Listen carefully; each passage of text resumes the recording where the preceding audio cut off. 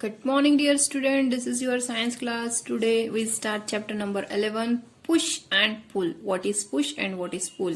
So please open page number 121 of your textbook. Chapter number 11, push and pull.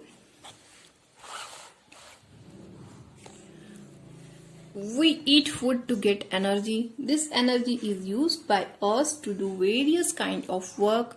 When we exert force on a body, its position changes and work is said to be done.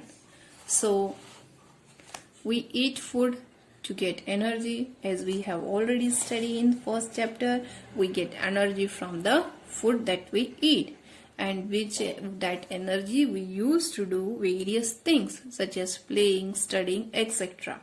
So when we exert force, if we exert force on any body, this body will change its position, means it will move from its position, and we say that some work is to be done. Okay, here this man is exerting a force on this box. This is the position 1, and after exerting the force, this object will displace, means it will change the position and it will reaches to this point and move to a new position B. Then we can say that work is said to be done. Force can be exerted in either way. It can be push or pull. Force can be exerted by two ways, by push or pull. The push or pull of an object is known as the force. So what is force? The push or pull of an object is known as the force. Now let us discuss push. When the force exerted on an object moves the object away from you, the force is known as push.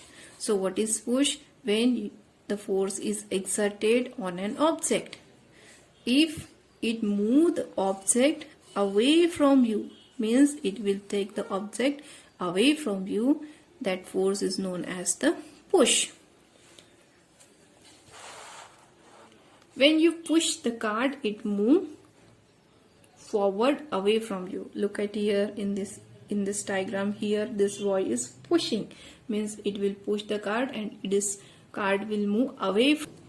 When you push the table, it moves away from you. In the same way here, if you are pushing the table, then it will move away from you. This type of force which you exert on the object takes the object away from you is called as the push. Sometimes people push a car to start to it.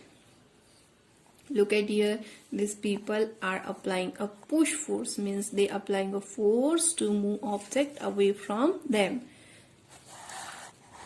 Thus, in pushing, the force is exerted on body and the body moves away. So if you are applying a push force, means you are exerting a pressure, you are exerting a force on body, and that force takes the body away from you. Now let us discuss pull. When the force exerted on an object moves the object toward you, the force is known as a pull. I think it is a print mistake. When the force exerted on an object moves the object towards you, if the force is move object toward you, that force is called as the pull. When you pull the drawer inward, it opens. Now look at here, if you are applying an inward force on a door, means pull force, then it will open to your side.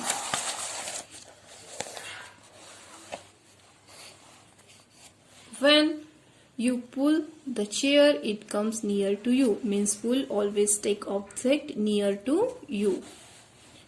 A man pulling the rope of cow toward him. Look at here, this force is also a pull. Thus, in pulling, the force is exerted on a body and the body moves towards you. So pull is the force which takes body toward yourself, is called as the pull.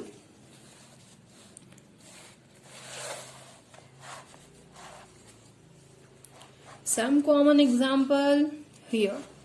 First, man exerting force to move the cart. This is a push condition. Here it will apply a force on the car and this car will move away from this man. This force is a push.